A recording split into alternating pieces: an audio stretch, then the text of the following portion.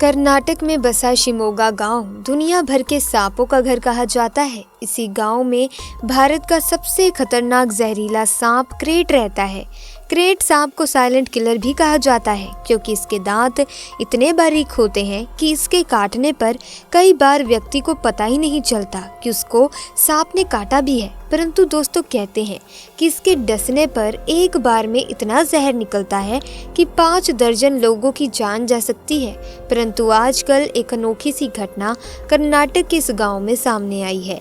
दरअसल इस गांव में एक लड़की को चट्टान से गिरते समय बचाने आई नागिन के पीछे का राज सुन यहाँ की सरकार तक हैरान है।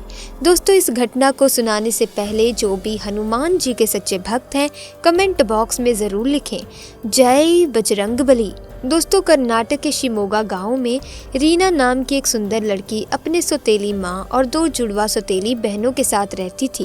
रीना को जन्म देने के कुछ महीनों बाद ही उसकी माँ गुजर गई और जब रीना 7 साल की हुई तो उसके पिता गुजर गए।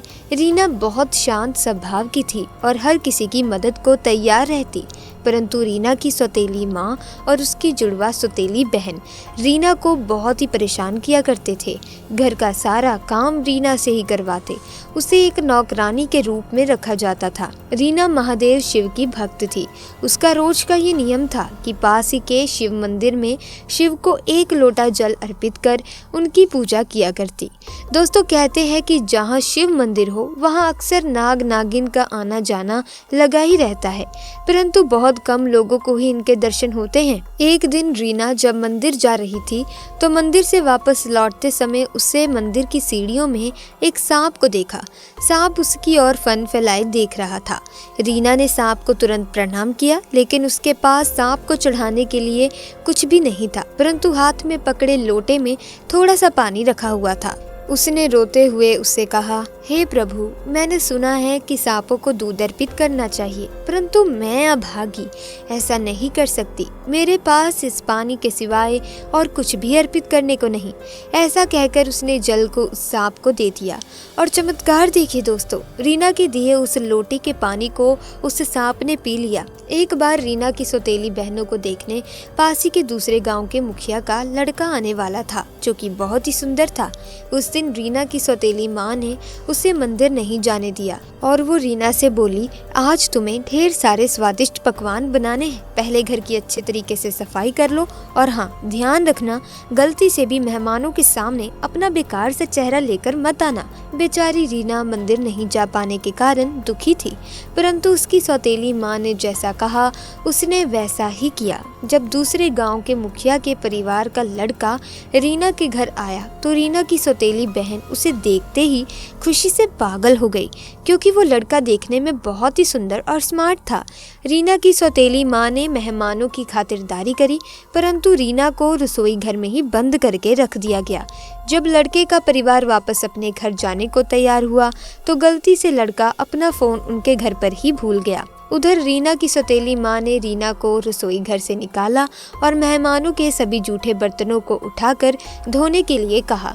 जैसे ही उस कमरे में पहुंचे तभी वो लड़का अपना मोबाइल को तलाशता हुआ वापस आया और उसने रीना को देख लिया। उसे देखते ही वो लड़की के चेहरे की सादगी और खूबसूरती से मंत्रमुग्ध हो गया।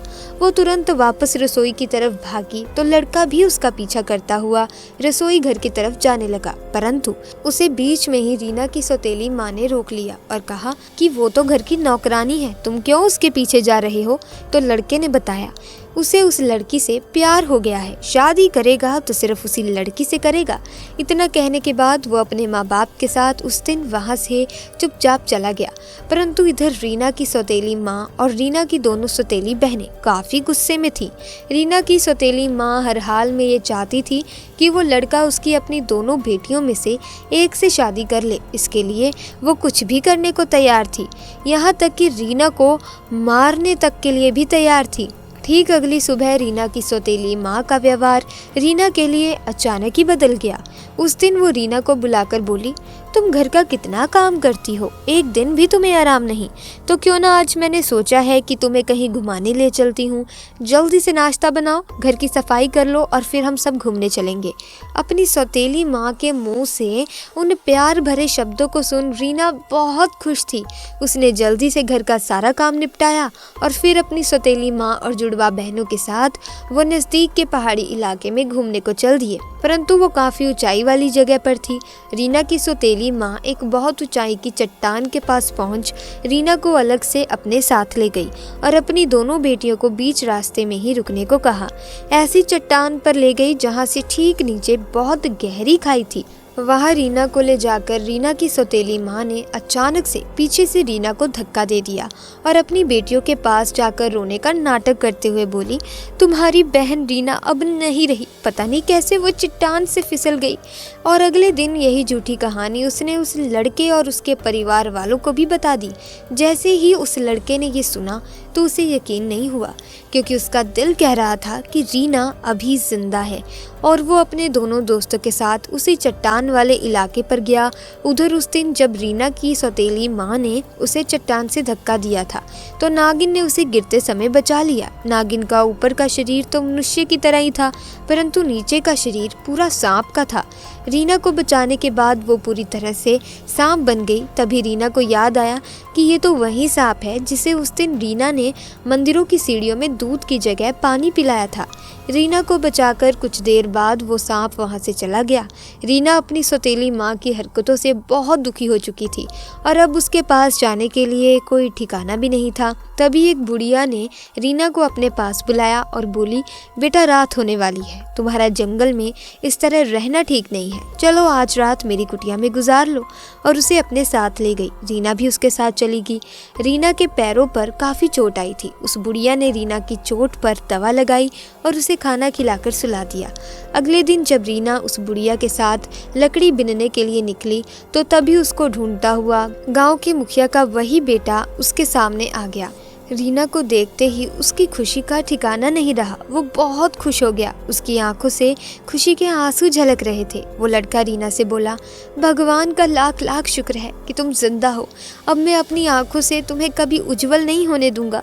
मैं तुमसे प्यार करता हूँ, शादी करना चाहता हूँ, चलो मेरे साथ। उधर रीना ने भी हाँ कर दी, परंतु तभी रीना को याद आया कि वो उस बुढ़िया के साथ थी। परंतु जब उसने पीछे बुढ़िया को देखना चाहा तो वहाँ पर कोई भी नहीं था। रीना जब उस लड़के के साथ उस बुढ़िया की झोपड़ी के पास गई, झोपड़ी भी वहाँ नहीं थी। रीना अब समझ गई कि ज़रूर ये वही नागिन थी जिसने उसे चट्टान से गिरने से बचाया था और फिर बुढ़िया बनकर उसे रात को रहने के लिए शरण दी। उसने दिल से उस नागिन को धन्यवाद दिया और उस लड़के के साथ उसकी शादी हो गई। रीना ने एक हंसता खेलता अपना खुद का परिवार बना लिया। इसी के साथ दोस्तों, आपको ये घटना कैसी लगी हमें कमेंट्स में ज़रूर बताइएगा। दोस्तों, वैसे किसी ने बहुत सही कहा है कि अगर आप अपना दिल साफ रखेंगे, मन सच्चा रखेंगे, तो आपको दुनिया की कोई भी मुसीबत अपने घेरे में नहीं ले सकती। इसीलिए हमेशा सबकी मदद करो, चाहे वो इंसान हो, चाहे कोई बेजुबान जीव जंतु हो, पर सबकी सहायता करो। क्या पता कौन सा जीव, कौन सा इंसान आपके कब काम आ जाए। दोस्तों, हमेशा मन को साफ रखें और कभी भी नाग, नागिन या कोई भी जीव जंतु को नुकसान ना पहुंचाएं। तो दोस्तों, आज की वीडियो में बस इतना ही। वीडियो अच्छी लगी वीडियो को लाइक करें, शेयर करें, चैनल को सब्सक्राइब करके बेल आइकन को प्रेस कर दें ताकि नई वीडियोस की अपडेट आपको मिलती रहे। मिलेंगे नेक्स्ट वीडियो में। आपका बहुत बहुत धन्यवाद।